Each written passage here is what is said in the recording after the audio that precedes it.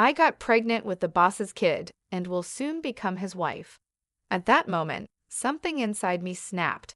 Michelle, my husband's mistress, had been mocking me, showing off her youth and trying to prove she was better than me. She even took my job as the president's secretary, and now she wants my husband too. I decided I wouldn't hold back anymore. I was determined to make them both suffer. I signed the divorce papers that Scott gave me, but I got a lot of money in return. Scott and Michelle got married in France with a grand ceremony. A week later, I got a call from Michelle. "Hey, Scott hasn't come home. As his ex-wife, you must know where he is, right?" Michelle's voice was frantic. I laughed maliciously. Just as I had expected, I kept quiet, but I exposed Scott's terrible secrets. "My name is Kelly. I'm 61 years old and work as the president's secretary at my husband Scott's company. Every day, I wake up at 7 a.m., earlier than my husband, to prepare breakfast. Then I go to work alone, tidying up and cleaning the president's office to make sure Scott works comfortably. At 9 a.m., Scott arrives at the office. "Thank you, Kelly. You cleaned again today," he says. I approach him and retie his tie. "It's fine, dear. You want to work in a clean room, right?" I reply, "That's right," he answers. Scott and I were introduced by an acquaintance. We haven't had children, but we've lived together, supporting each other for 31 years. The company, taken over by Scott from his father-in-law, is stable, and I've had no complaints about our life. By the way, the new business you planned, Johnny is going to fund it. The transfer was confirmed earlier, Scott tells me. "That's great. John seems to like you." "Your negotiating helped a lot," I respond. The company is run by Scott as the president and his brother, Johnny, as the chairman. Scott calls him John. "Remember, Johnny funded another business you planned before. Aren't you proceeding with that?" I ask. I casually asked Scott, and he looked annoyed. "It's fine, I'll handle it." "Nothing special on today's schedule, right?" he said.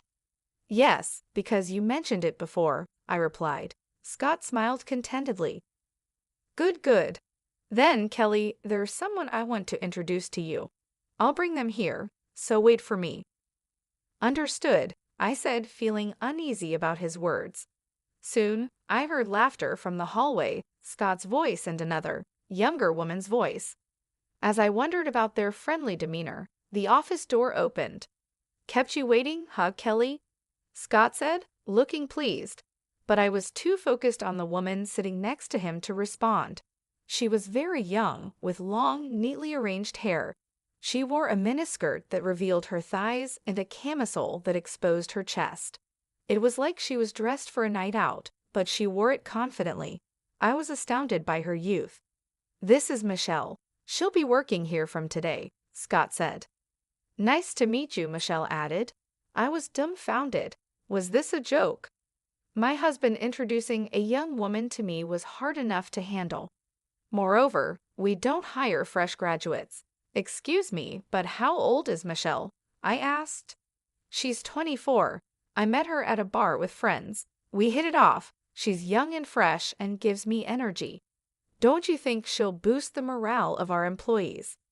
"Ah, yes," I managed to say, seeing my husband's radiant expression. "Then, Kelly, please teach Michelle the ropes." "Michelle is going to work as a general employee, right? Then wouldn't it be better if—" I started. "Oh, I forgot to mention, we're going to have 2 secretaries from now on. So please teach Michelle the secretary work." "2 secretaries? Is that necessary?" I asked, feeling a pang in my heart. "Well, you're getting on in years. It's okay to pass on work to the younger ones." Scott laughed lightly, and it hurt. "The way you say it," I thought to myself. "Then take care. I'm going out for a bit on a personal errand. I'm counting on you to show her the ropes." With that, Scott left Michelle and me alone in the office. I took a deep breath to calm myself. Once Scott decides on something, he tends to rush into it and often regrets it later. This has happened many times throughout our marriage. It's useless to argue at times like this. For now, I'll just do as he says. It's bound not to work out anyway. Hey, Kelly, Michelle tapped my shoulder. Yes, I replied. How old are you, Kelly? She asked. It felt wrong not to answer after asking her age. I told her the truth. I'll be 61 this year, but my sincere feelings didn't reach Michelle. What? You're as old as my grandmother. Poor thing, you could die any time and yet you still work. That's kind of sad, she said. I gave a wry smile. I like my job. It's not sad. Oh, I see. The sad one is the boss, right? Whether he's at home or at work, he's always with an old woman. Really poor thing. With each word, my face grew more strained. What exactly are you trying to say? You don't get it. I guess when you get older, your brain starts to slow down. Michelle let out a big sigh and said clearly, being young and beautiful, I have higher status than an old lady like you. You understand, right? Her smile was full of confidence, and I shivered. I couldn't stay silent any longer. You know, you should learn some common sense. Did I make you angry? Is it menopause? She asked. You get angry so quickly. It must be hard to keep working if you get upset over such things. Plus, with menopause, you sweat a lot and get short of breath, right? It's embarrassing to try so hard. Maybe it's time for you to retire. As I stood there, dumbfounded, Michelle laughed and whispered in my ear, Why don't you retire as president's wife too? I shuddered. This person intended to take Scott away from me. I couldn't help but raise my voice. Enough is enough. With that kind of intention, I can't teach you anything. Leave the company right now. I expected a quarrel, but Michelle looked at me with tears streaming down her face. I'm sorry.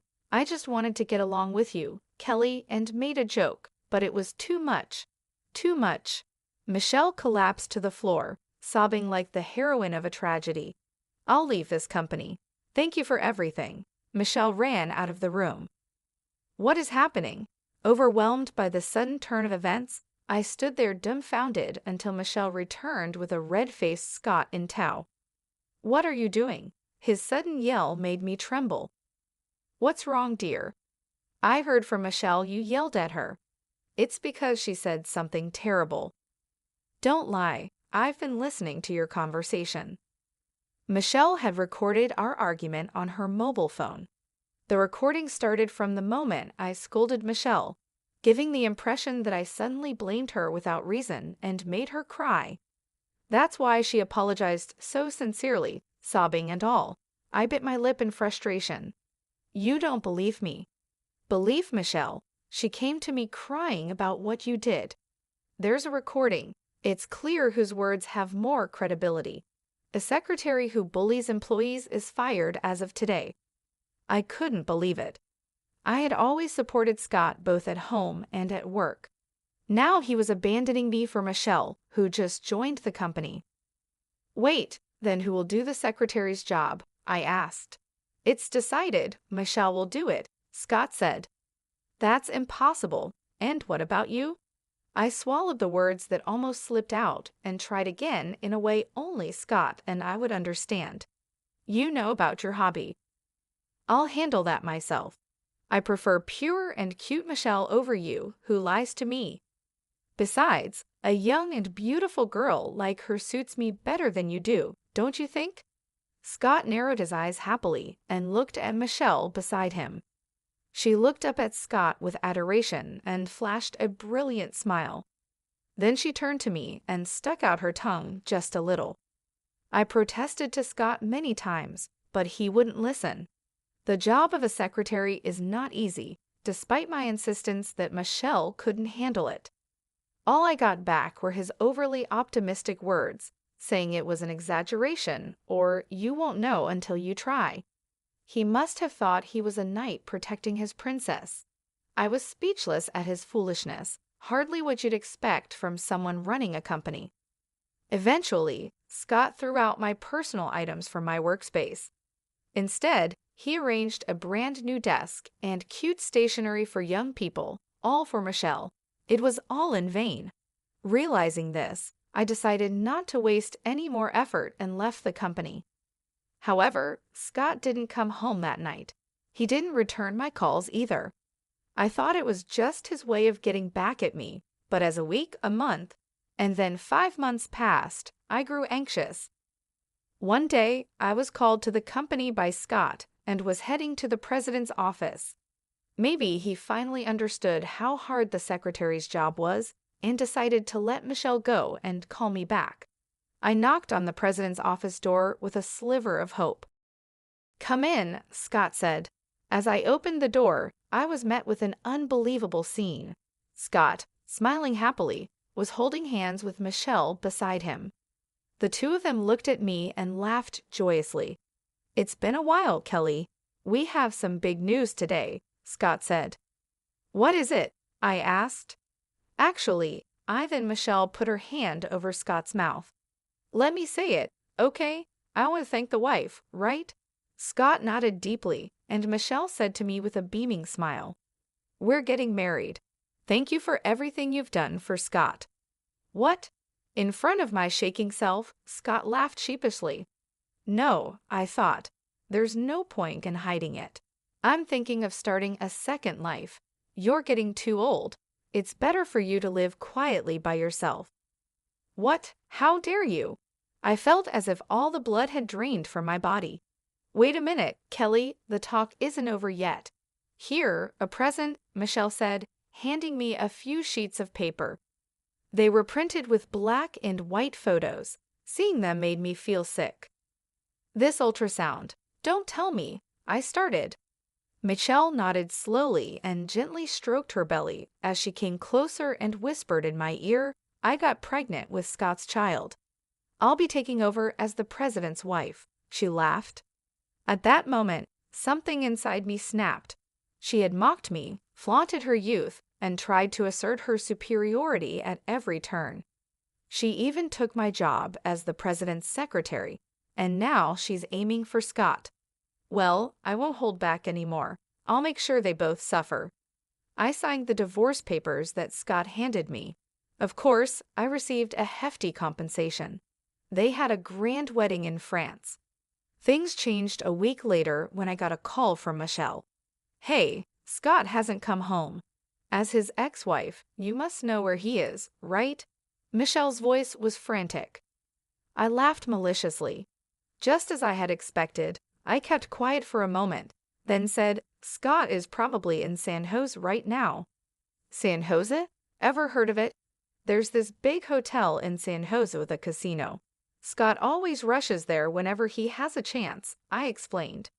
Michelle gasped. "Does that mean?" "Yes, Scott is probably indulging in gambling right now." I was the one who carefully scheduled his time to prevent him from getting too involved. It seems the new secretary was kept in the dark. He didn't want to show his bad side, spending the money he earned on gambling. Michelle was silent, seemingly in shock. I let out a small laugh. "I'm actually thankful to you." "What?" Michelle asked. "Scott started getting into gambling these past few years. It seems someone from a new business partner invited him," I said. "And what about it?" she asked. "Before you came along, there was still a bit of affection left in Scott. I was worried about him falling deeper, but now I've completely cut him off. Taking such a low man off my hands, and even giving me a hefty compensation, there couldn't have been a better opportunity. Thanks to you, I can enjoy my second life." I laughed heartily. I could hear Michelle breathing heavily over the phone. "Don't you dare joke about this," she shouted. "Goodbye. You have a tough road ahead as the president's wife," I said. I said sarcastically and hung up on Michelle, ignoring her shouting from the other end. A few days later, as I was relaxing in my new condo, the doorbell rang. Could it be a delivery? I haven't ordered anything, I thought, feeling suspicious. I looked through the peephole and saw my ex-husband, Scott, his face red with anger. "You're there, aren't you, Kelly? How dare you tell Michelle about the gambling?" Understanding the situation, I decided to let Scott in. He must have hired a detective to find my address. Running away now would only lead to him chasing me again. I might as well settle things here. I had important information to share with him. I prepared a clear file of documents before opening the door. It's been a while, hasn't it? I greeted him with a graceful smile. What do you mean, it's been a while? After you ruined my family, how can you still smile? Scott was furious, shouting and trying to intimidate me, but such tactics didn't work on a wife of many years. Why are you so red-faced? What happened? It's none of your business, he snapped. I chuckled. He came here just to vent his anger, but I could see through what had happened between them. You must have had a fight with your wife. Shut up. Michelle must be unhappy with most of your income going to gambling. She told you she would manage the finances, and you're on an allowance now, right? Scott froze in shock. How? How do you know that? Did you plant a bug or something? He asked seriously, and I burst into laughter. You did the same thing with me when your gambling came to light. You said, "What's wrong with spending the money I earned on my hobby?"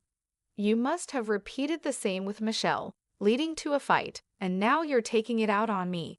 Scott clenched his fists and fell silent. Don't underestimate a wife of 31 years, I thought to myself, seeing his frustrated face. You should be thankful I managed your schedule as your secretary. I minimized your gambling time to save you from ruin. Can a naive 25-year-old do that? Well, he started. You have no choice but to let her try. You're having a child after all. At that word, Scott's face lit up. Yes, Michelle and I are having a child. Unlike you, who's infertile, she can give me an heir. You lost as a woman. Scott looked down on me triumphantly. That's great for you. We're happy, I said. Don't try to ruin my family again. I came here to warn you today. Scott pointed at me, saying so. I tilted my head, puzzled. Me ruin it? I have no such intention. In fact, I'm thinking of helping you. Help me? Scott looked confused. Did you go with Michelle to the gynecologist? Huh? That place is for women. Michelle said she wanted to go alone, so I didn't go with her. You saw the ultrasound photo, right? The glossy, thick photo paper. No, the one I saw was just thin, regular paper.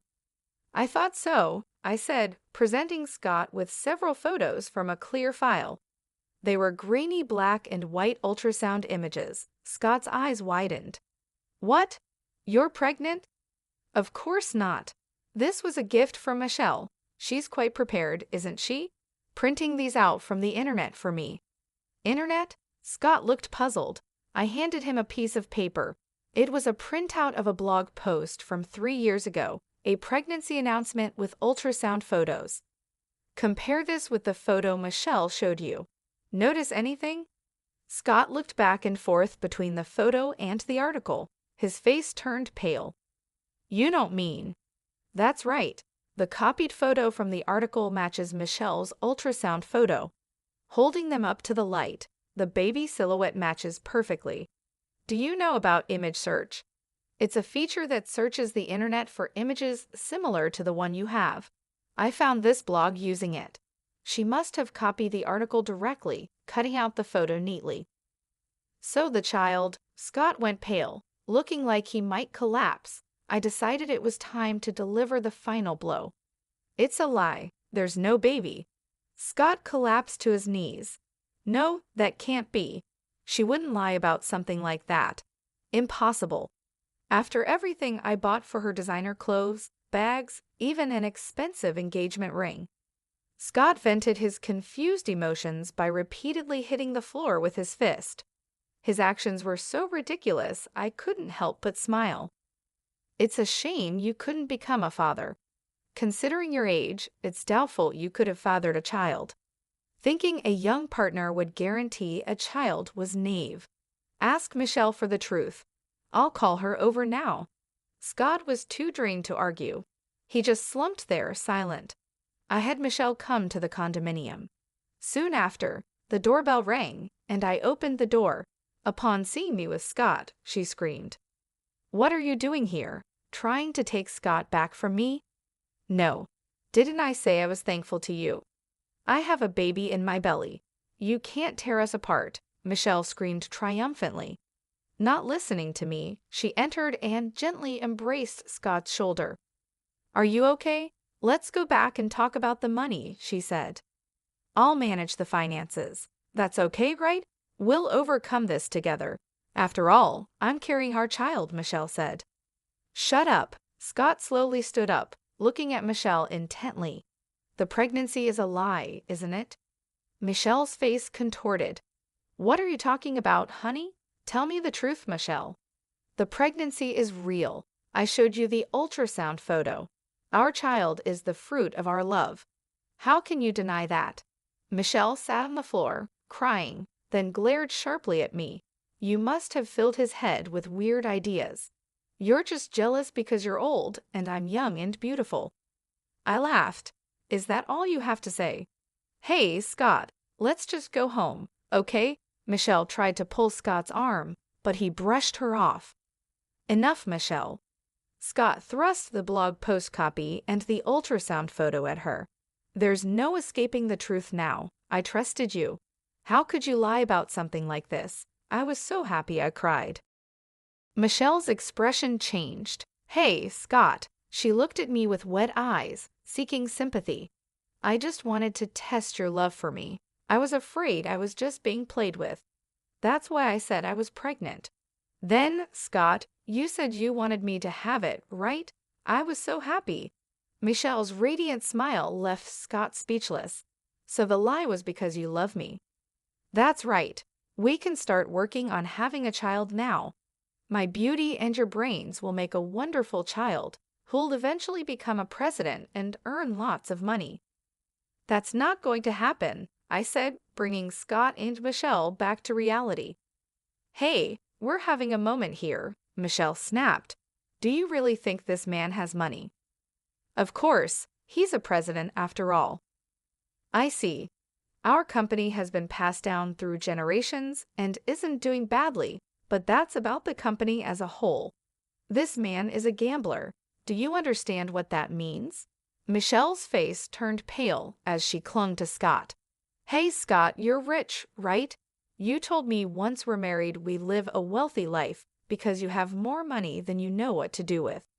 Scott responded in a faltering voice. "It's okay. I've lost some money gambling, but we're starting a new business soon. That'll be our big break." "What are you talking about?" I pointed out Scott's ugly lies. "I know for a fact there's no new business venture planned." "What do you mean? You got funding from Johnny recently, right? Where's that money now? Surely it wasn't spent on luxury brands and an engagement ring for a new wife." I glared at Scott. "What? That's not something I would do." Scott laughed derisively, though his voice trembled. I sighed briefly. "You embezzled the company's money," I said. Scott swallowed hard under my steady gaze. "I had suspicions. You've been saying you're starting new ventures and getting funding from Johnny, but no business ever materializes. Just one new venture after another. It was odd not to doubt, so I spoke with Johnny to gather solid evidence. You teamed up against me. The money John transferred that day was a decoy. You transferred the business funds directly into your own bank account this time. Usually you're more careful, using various accounts to avoid detection. Were you that desperate for money, trying to prove to Michelle you're wealthy?" Scott fumbled for words, confirming my suspicions. I said the last word, "You're done. Get arrested and live as a criminal for the rest of your life." "Shut up. It's a family matter. It'll probably just end with probation. Besides, John will bail me out. Even if I'm charged, I'll be out in no time," Scott reassured himself. "How do you know all this? You were supposed to be fired. You have nothing to do with this." "Johnny told me." "John did?" "Yeah, it's me. Johnny hired me." Scott opened his mouth in surprise. I explained calmly, "Yes. When he heard you dumped me, he contacted me immediately. He apologized for your terrible actions and asked if he could hire me back. I said yes right away." "You didn't know. John is keeping it from me. That bastard." "I'm grateful to Johnny. He put me in charge of schedule management, and I'm earning more than before." I showed a broad smile, and Scott gritted his teeth. That John. I'll confront him right now, Scott said as he was about to leave. That's when it happened. Michelle grabbed Scott's arm and pulled him towards her with strength, their faces almost touching. Her expression was devilish. Hey, you lied to me, flaunting your wealth. In reality, you're just an old criminal. Don't mess with me. I'm sorry, Michelle, Scott said, terrified, taking Michelle's hand and looking into her eyes. He slowly said, but it's okay. I'll probably get probation and I can return home. I might be out of the company, but we can still be happy without money if we're together. Don't joke with me. Michelle shook off Scott's hand and glared at him as if he were trash. There's no way a beautiful young woman like me would live with an old, penniless man like you. I lied about being pregnant to get us to marry. What a waste of time. The worst. Michelle shoved Scott aside and left the room. Michelle, wait for me, Scott called out, but Michelle shut the door behind her. He stood at the entrance like a ghost. I spoke to Scott. Please leave. This is my house. Kelly, can't we start over? Me as the president and you as the secretary like before? Scott tried to charm me with a smile, but I flatly rejected him. It's impossible. I hate you. I never want to see your face again. Scott's eyes widened, and he started to tremble. Enough of that, I said, opening the door and pushing him out. I locked the door and began watching TV. Scott quietly left, realizing it was all over. Later, Scott was arrested. He thought Johnny would bail him out, but that was wrong. He was taken to a cold jail cell alone. Scott was arrested for embezzling funds entrusted to him by Johnny. Besides, he had told suppliers and related companies he was starting new ventures, asking for loans, and then diverting those funds to his personal account for private use. Scott received a sentence without probation and won't be out for several years. As for Michelle, she was suspected of conspiring with Scott and was investigated. Though no evidence of conspiracy was found, the police discovered she had been skimming money from various businessmen, approaching wealthy-looking men in bars, becoming their girlfriend, and then claiming she needed money for a pregnancy or a parent's surgery. Essentially, Scott was also a victim of Michelle's scams. Michelle was arrested for fraud. Both of them ended up in the care of the police. Half a year has passed since Scott's arrest. I am still working with Johnny, trying to recover the company's image. It's not easy, and Johnny is always worried. I want to support him, feeling grateful to him. One evening, I returned to the company with Johnny. He sank deeply into his chair and exhaled. It's been a tiring day. We had a series of business dinners. Johnny looked into my eyes and smiled. Ah, but thanks to you, Kelly, for picking a good restaurant. We had an enjoyable meal. Many of the clients are around my age, so they appreciated the healthy yet luxurious dining experience. Plus, none of them knew about today's place. It was like a surprise. Thanks to that, the conversation flowed well. Thank you. Johnny wore a gentle smile. Unlike Scott, Johnny is always calm and composed. When he speaks with someone, he always uses polite language, and his sincere character is evident. I find Johnny's personal charm appealing. It's too kind of you to say, I replied. I thanked him. Johnny sighed contentedly. To think someone as capable as you was Scott's spouse is truly surprising. I chuckled lightly. Former spouse, I have no relation with him anymore. Right, he said. By the way, Kelly, how long do you plan to work? Don't you think about retiring and living quietly at home? I answered with a smile. I love my work. As long as I'm physically able, I want to keep working. Johnny nodded happily. I want you to help me rebuild this company. It's going to be a long partnership, but I'm counting on you from now on. I nodded firmly. Yes, Johnny. Johnny laughed, amused. Seeing his laughter made me feel warm inside. My second life is surely going to be enjoyable. Looking at Johnny's smile,